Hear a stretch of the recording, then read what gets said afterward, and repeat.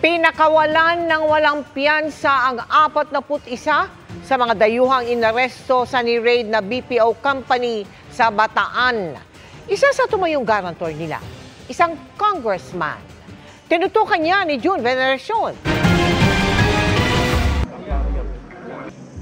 Sa raid ng PAOK o Presidential Anti-Organized Crime Commission sa Central 1 Bataan noong nakarang buwan, daang-daang Filipino at banyaga ang naaresto. Pero sa utos ng Bureau of Immigration, 41 foreigner ang pinakawala noong November 7 nang walang piyansa. Para magawa yan, tumayong garantor si Bataan Congressman Albert Garcia at ang spokesperson ng Central 1 Bataan.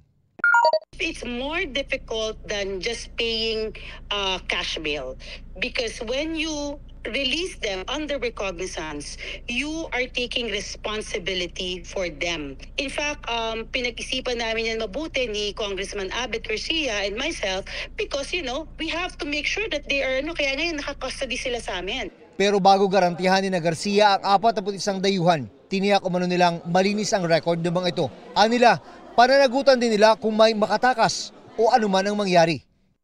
Walang intervention. There is no form of influence to be able to do this. There is no payment or whatever it is na pinapalabas. Sinusubukan pa namin kunan ng pahayag si Congressman Garcia. Nagpahayag din ng suporta sa ni-raid na Central 1, ang Authority of Freeport Area of Bataan, isang attached agency ng Office of the President.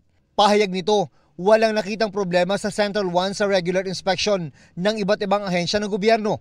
Dagdag nito, mahalaga ang ambag ng Central 1 sa ekonomiya at nagbibigay hanap buhay sa mahigit 1,000 empleyado na karamihan ay mga Filipino. Pero nanandigan ng PAOK na sangkot sa iligal na aktibidad ang Central 1. Lumabas pa umano sa background investigation nila na 4 na foreigner na empleyado nito ang may criminal record sa iba't ibang bansa.